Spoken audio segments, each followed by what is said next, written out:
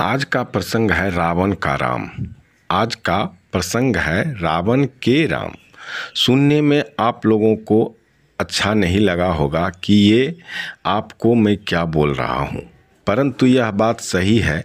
यदि आप शास्त्र से अलग होकर सोचें तो आपका भी दिल गवाह देगा और मानना पड़ेगा कि सही में रावण के ही राम थे। आखिर मैं ऐसा क्यों बोल रहा हूँ? आज तक ऐसा न तो कोई बोला है और न ही आप भी कहीं सुने हैं, और न तो मैं बहुत बड़ा ज्ञानी हूँ और न ही कोई बड़ा संत, और न ही मेरा चैनल उतना ग्रो किया हुआ है यूट्यूब पर। फिर भी मैं बोल रहा हूँ। तो क्यों बोल रहा हूँ? इसका क्या कारण हो सकता है? तो ये श्री हनुमान जी ऐसा प्रेरणा हमें क्यों दे रहे हैं? कई दिनों से इस प्रसंग को मन ही मन दबाए और टालते जा रहे थे, पर आखिर में आज ये प्रसंग लेकर आना ही पड़ा कि रावण के ही राम थे। चलिए, इसको जानने से पहले आप लोगों का भरपूर स्वागत करता हूं अपने इस YouTube चैनल पर, और आप सभी के स्वागत के साथ प्रसंग को आगे बढ़ाता हूं कि रावण के राम कैसे हुए। आप सभी भी तो रामायण महाकाव्य को बहुतों बार देखे होंगे और सुने होंगे। सभी तरह के जानकारी से लगभग रूबरू हुए ही होंगे। पर यह बात को अक्सर लोग बोलते हैं कि रावण पापी था, धर्म घमंडी था, दुराचारी था। कितने लोग यह भी बोलते हैं कि रावण वेदों का विद्वान और पंडित था। आखिर एक विद्वान पंडित अति बलशाली होने के बाद भी पापी दुराचारी क्यों था? इसी विषय पर यदि सोचें तो बहुत सारे तरंग उमड़ने लगते हैं, जो कि श्री हनुमान जी की कृपा से बरसते हैं। रावण के ही कारण क्यों, बहुत सारे भी कारण हैं, पर प्रमुख कारण रावण ही था, जो राम को इस पृथ्वी लोक पर लाया भी और पैदल चलाया, वन भटकाया। ऐसे बहुत सारे उदाहरण हैं जो आप भी स्वयं लगा सकते हैं और अध्यात्म से जुड़े हैं तो जान भी रहे हैं। एक बात तो आप अवश्य जान रहे होंगे कि भक्ति मार्ग पर भगवान चलने वाले का बहुत परीक्षा लेते हैं और बड़ी समय लगाकर दर्शन देते हैं, या यूं कहें तो भक्त अधीर हो जाता है और सब कुछ गंवाने के बाद प्रभु का मिलन होता है। पर इसी की उल्टा चलें तो उसका परिणाम और फल अति शीघ्र मिलने लगता है।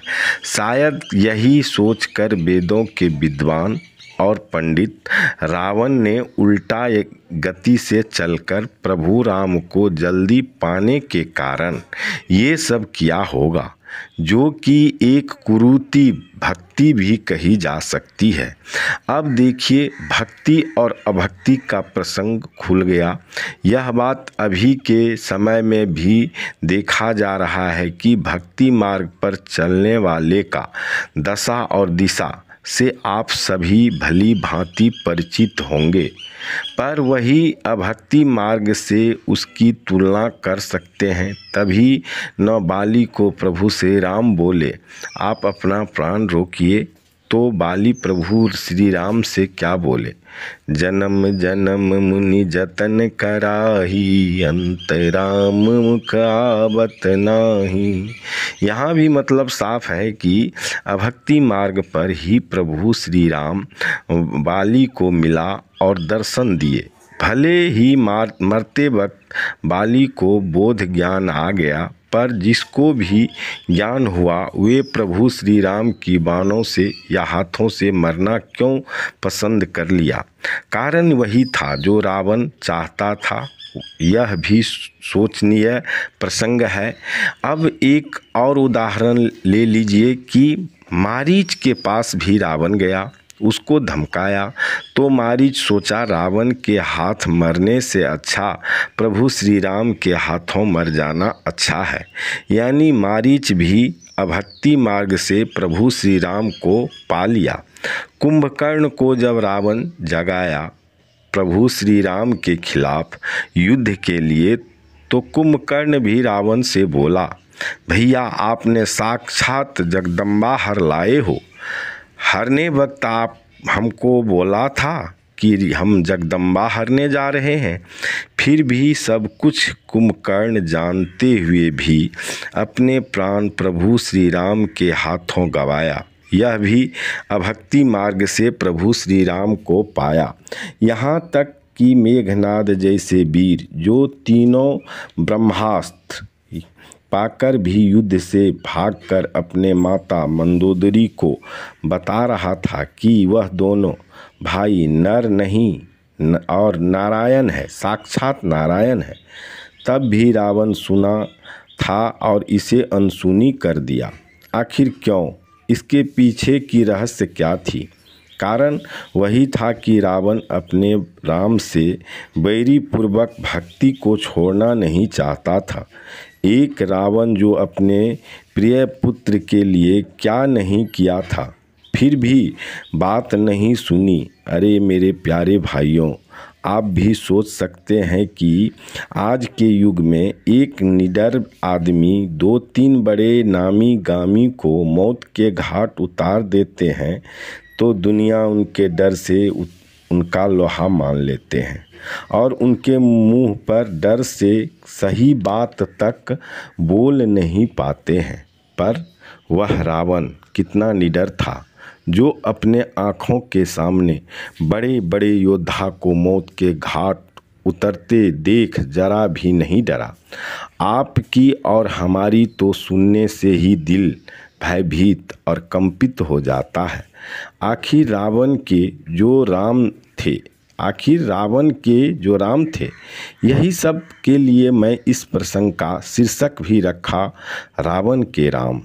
आखिर वह रावण जो पूरी रामायण में न पत्नी को, न बेटा को, न अपने प्रियजनों को, न सगा न संबंधी किसी को नहीं बताया कि राम प्रभु अवतारी है, साक्षात नारायण है, नारायण के अवतार हैं।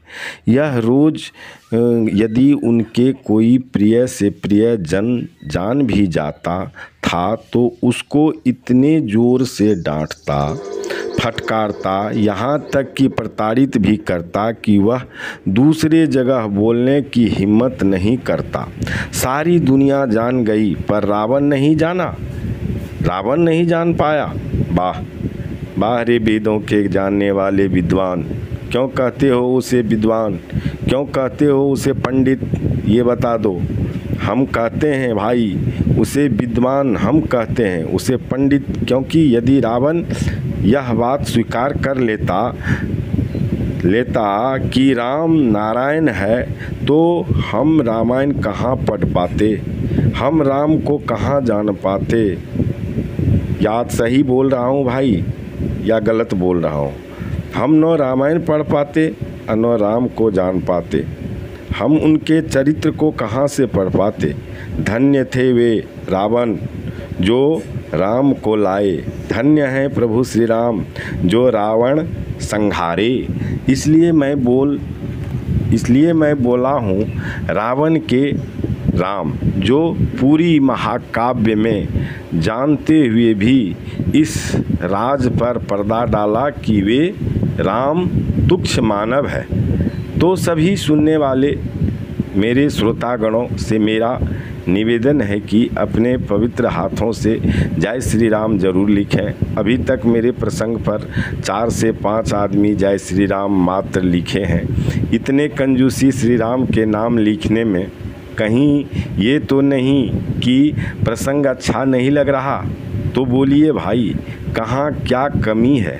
कुछ तो बतावें, बिना बताए तो हमें पता चलेगा नहीं। आज की कथा इतनी भई, सुनो वीर हनुमान, बोल दीजिए जय श्री राम, प्रभु करे सब श्रोता गणों का कल्याण।